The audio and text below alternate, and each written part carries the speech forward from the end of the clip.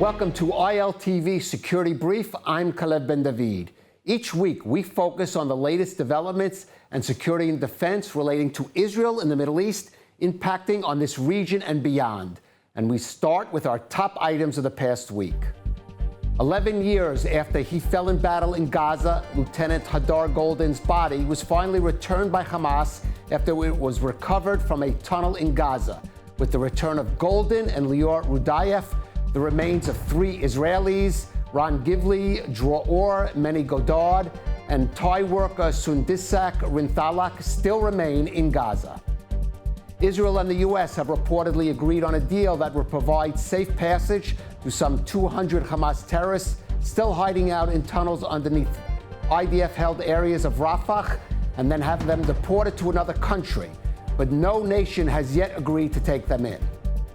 IDF Chief of Staff Eyal Zamir called for an external probe into the October 7th attack after a panel appointed by him concluded that the Army's internal investigations had proved inadequate. In the Knesset, Prime Minister Netanyahu argued against an official commission of inquiry amid protests in the gallery by family members who lost loved ones in the attack.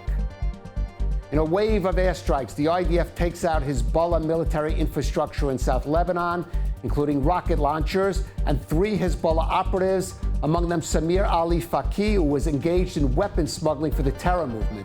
The IDF has now eliminated 15 Hezbollah terrorists this month who were taking part in military activities in violation of the ceasefire agreement signed with the Lebanese government. The IDF's Arabic language spokesperson, Colonel Avichai Adrei, announced his retirement after 20 years. Adrei is Israel's most influential media figure in the Arab world and has won acclaim and threats for his effectiveness in presenting the IDF viewpoint throughout the Middle East. And now our big story. While the country rejoiced over the return of Lieutenant Hadar Goldin's body from Gaza after 11 years, there were also troubling signs evident for Israel on multiple fronts. In Gaza, Hamas continues to retrench and rearm in those areas outside IDF control. Efforts to create a multinational Arab Muslim force to assume control of that territory are moving slow, with no nation yet accepting to take part. And the coordination between the U.S. and Israel over the post-war process in Gaza seems strained, evident in the wrangling over the fate of those Hamas terrorists still hiding out in IDF-held areas of Gaza. Meanwhile, on the northern front, Hezbollah is still trying to rebuild its military infrastructure in South Lebanon in violation of the ceasefire agreement with the Beirut government, necessitating continual IDF airstrikes across the border. And Hezbollah's patron, Iran, is moving ahead with rebuilding its nuclear facilities and defying international inspectors, increasing the odds of further conflict with Israel. Well, joining us to discuss these issues is Or Yissachar, Director of Research at the Israel Defense and Security Forum. Or, thank you for joining us. Thank you for having me, Kelly. Well, let's start with Gaza. The issue of these 200 terrorists, problem in and of itself, but emblematic of what seems to be almost a sort of make it up as you go along approach to issues that should have been resolved with the ceasefire agreement. Right, and I think all parties understand that by the point where Hamas is part of the history books, we cannot actually end the war in Gaza. I think Israel and the administration speak in unison on this topic. We heard President Trump. Hamas can disarm peacefully, or we do it quickly and violently. We heard Vice President J.D. Vance and Secretary Rubio saying point 13 of the ceasefire agreements clearly stipulates that demilitarization of Gaza and Hamas has to lay down its weapons. So all parties understand that it's not just wishful thinking. This is pivotal and central to President Trump's attempts to instill peace in the Middle East. If Israel wants to normalize with Saudi Arabia, you better get rid of the Muslim Brotherhood main implant in the Middle East. And I think secretly and under the radar, these Arab countries understand that. The 200 terrorists stuck in a tunnel, it's quite a remote issue. It's very local. My only advice for those who are concerned is to just imagine what would happen if, God forbid, 200 IDF soldiers would be stuck in a tunnel at the mercy of Hamas terrorists. What they would do with them, I think we all know the answer. Right. And certainly the U.S. and Israel on the same page in wanting to get rid of Hamas. But maybe timetables are slightly off. The U.S. really wants to see this regional peace move ahead. The Trump administration making steps For example, talk about building this big base in Israel that would house international troops.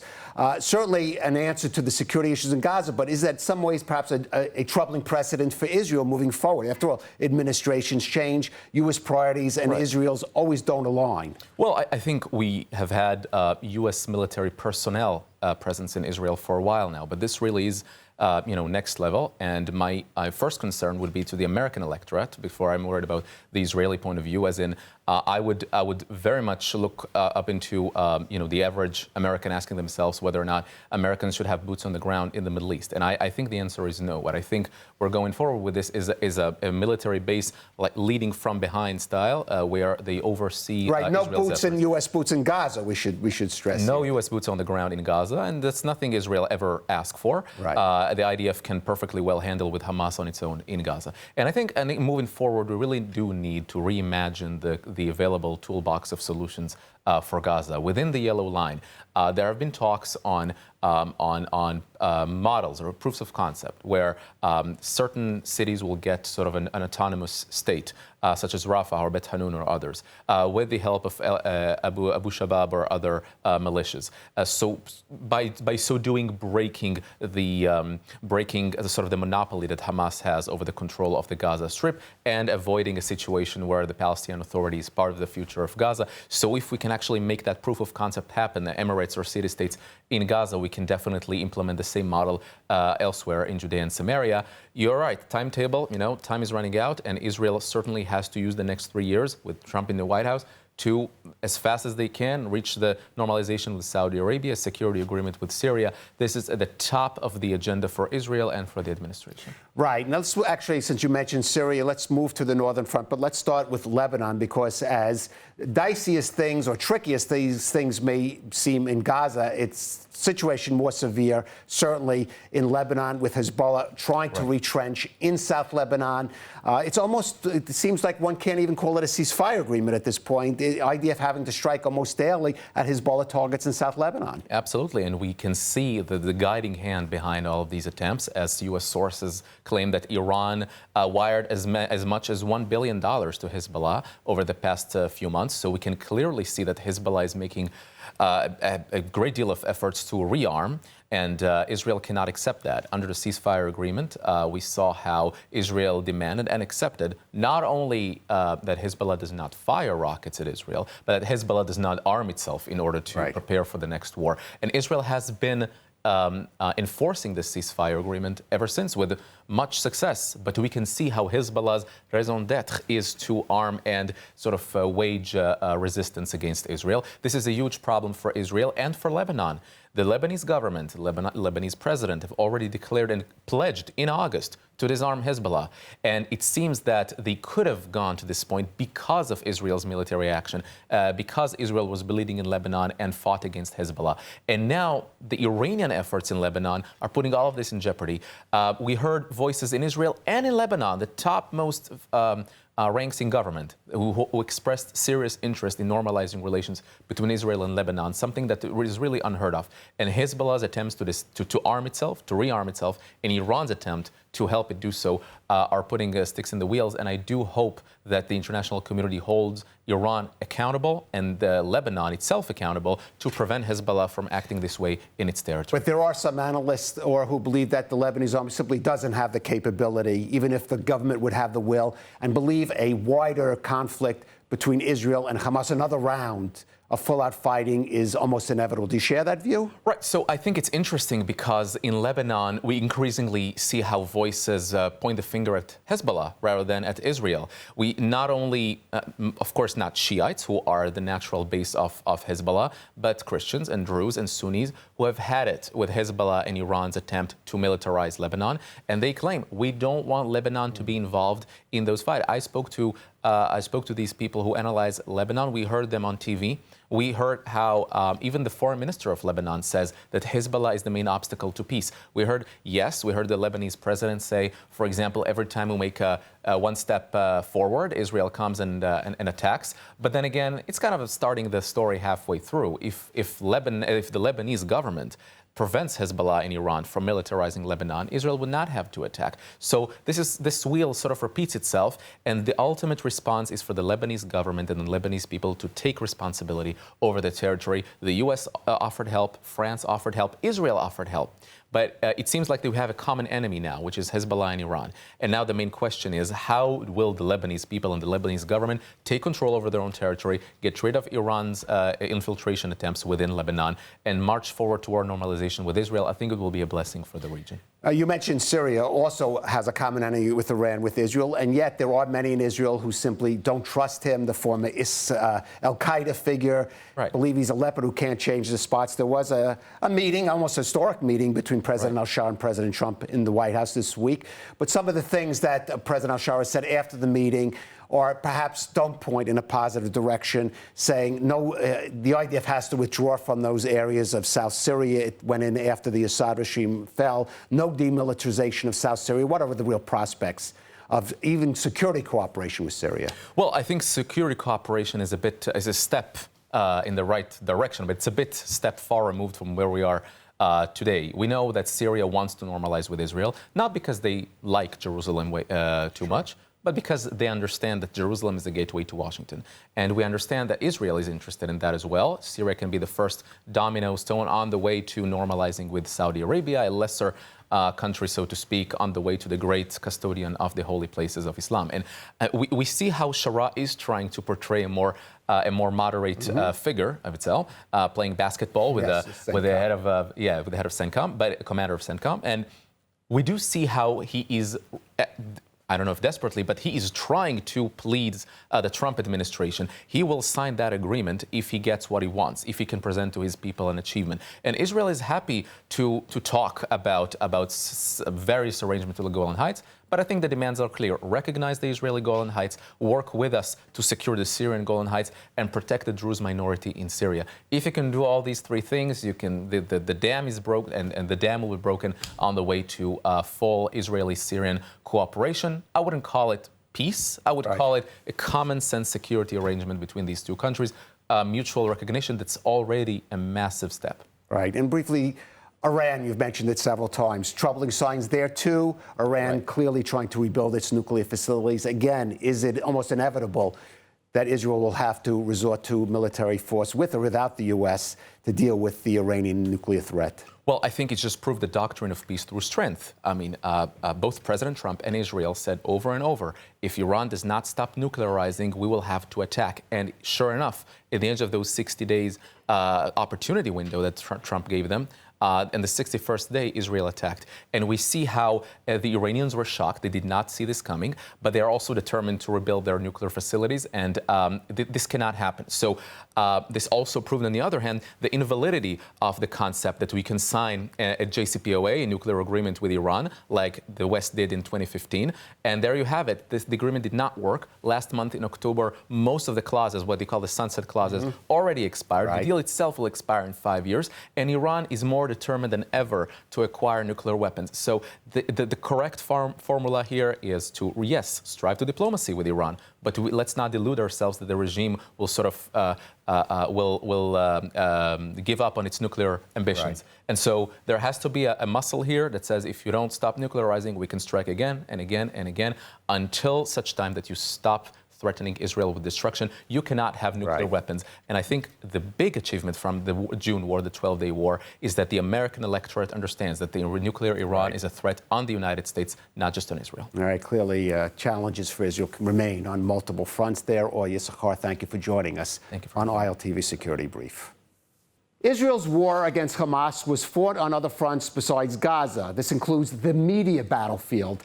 Israel and its supporters pushed back against coverage that in many cases they saw as inaccurate, unfair, and biased.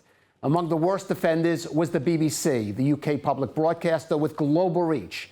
Now the BBC's two top executives have resigned after a recent internal report found fault with some BBC practices, including its coverage of the Gaza war, especially a documentary that focused on the son of a Hamas official. But while admitting some mistakes, the BBC chair is still pushing back on claims it has a bigger problem with its Israel coverage. I don't think there's a systemic bias in anti-Israel. I mean, there are loads of arguments that suggest almost the opposite, you know. I think that we have issues, as we have put underlying problems, and we've made changes in leadership to try and deal with that.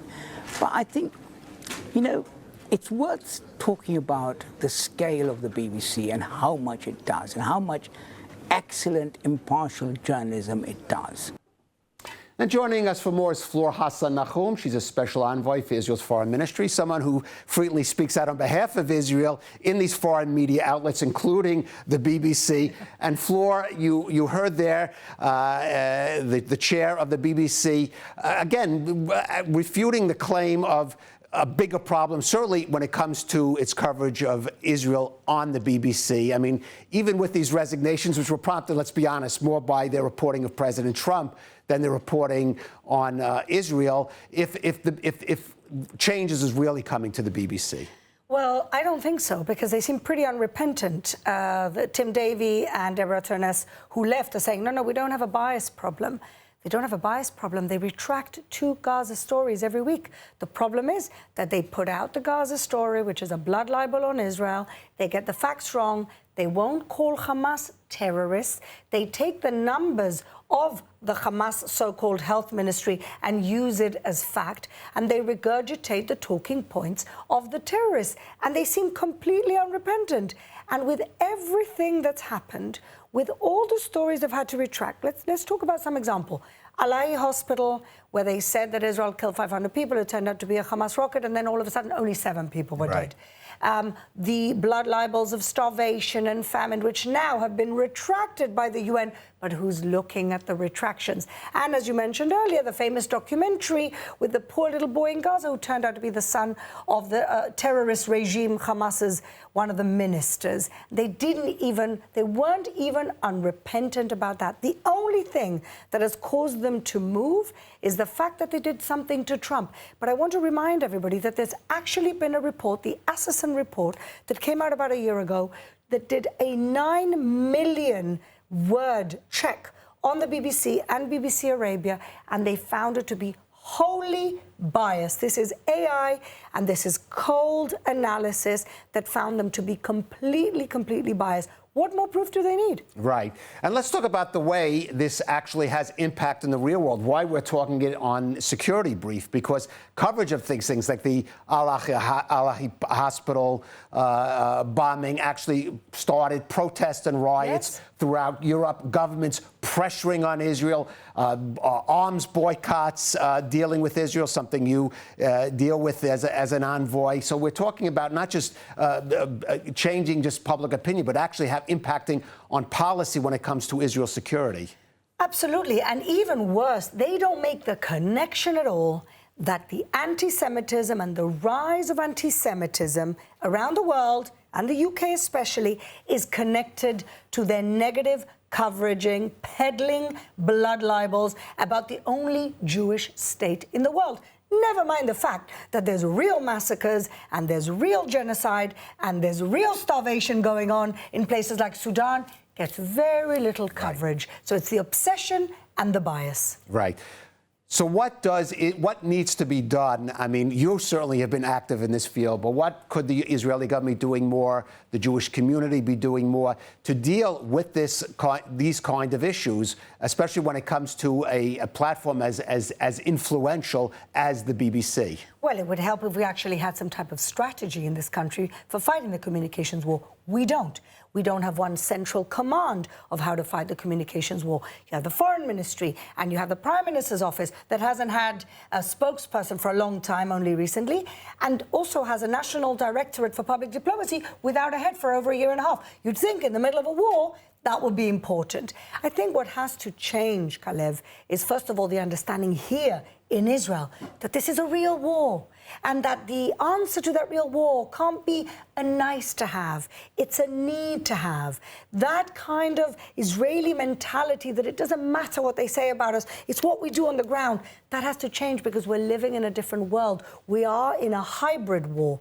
The war is hybrid. It's both military and it's also narrative and it's also communication. And Israel is not even in the arena of the communications war. Right. I will note one thing. We should note the announcement of the retirement of Colonel Avichai Adrai from the IDF, someone who's been in this position for 20 years, who speaks Arabic, who's been I can think of actually no other figure in the Israeli government or military that had maintained the position of that kind of experience, that continuity, and was able to be as effective as he has been. So there is an example of what can be done when the right person is out there in the right place. But that's the Army spokesperson unit. Right. The Army spokesperson unit have actually done a decent job. But if you're not in coordination with the Prime Minister's office because you don't have a head of a public diplomacy directorate and you're not all in the same message and there's no central command, you can have fantastic people speaking in different forums, but if there's no real strategy or communications fighting this war,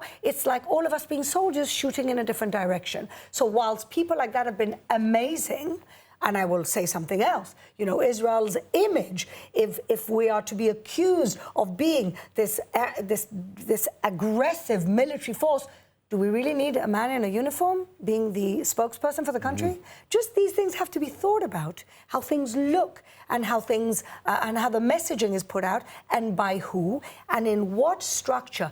We have none of it. We are all soldiers in a war without a military command, without a command structure. And that is something that the government has to wake up and change because the real Third World War has already started, and it is in the media. Well, certainly it is, and certainly the impact that the media's had on governments and public opinions. You could see no greater illustration than, for example, Israel's war against Hamas. Absolutely.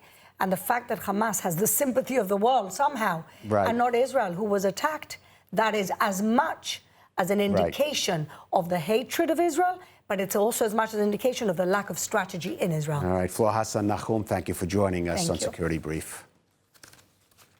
And now a final word. The U.S. this week marked Veterans Day on November 11th, the national holiday honoring those who have served in the armed forces. Israel has no equivalent to this holiday, the closest being Yom HaZikaron, which, like the American Memorial Day, is focused on those who have fallen in service. Perhaps Israel felt it had no need for a specific day to honor veterans when the percentage of those who served in the IDF were once a clear majority of the population that was eligible to do so. But that number has dropped significantly in recent years to a minority figure, even as the burden of reserve duty to those who do serve has dramatically increased over the past 2 years. The government is now in the process of trying to help out those younger veterans with various benefits, most notably a bill moving through the Knesset that would provide special tax credits to IDF reservists. But the measure, first introduced this summer, has become stalled owing to a dispute between Finance Minister Bezalel Smotrich and the Likud over the terms of the tax credits and who qualifies for them, with both sides accusing the other of grandstanding for public approval. It's well past time for this infighting to stop and this bill to immediately become law, as reservists suffer under the financial burden of missing so many days of work and study since the start of the Gaza war.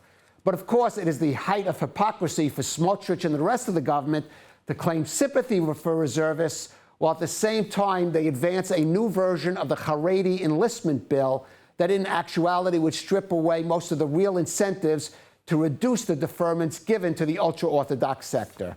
The IDF is suffering a real manpower crisis and needs to boost enlistment, and no amount of tax credits for reservists will compensate for all the days they've had to spend away from home, work, and family to make up for that shortfall.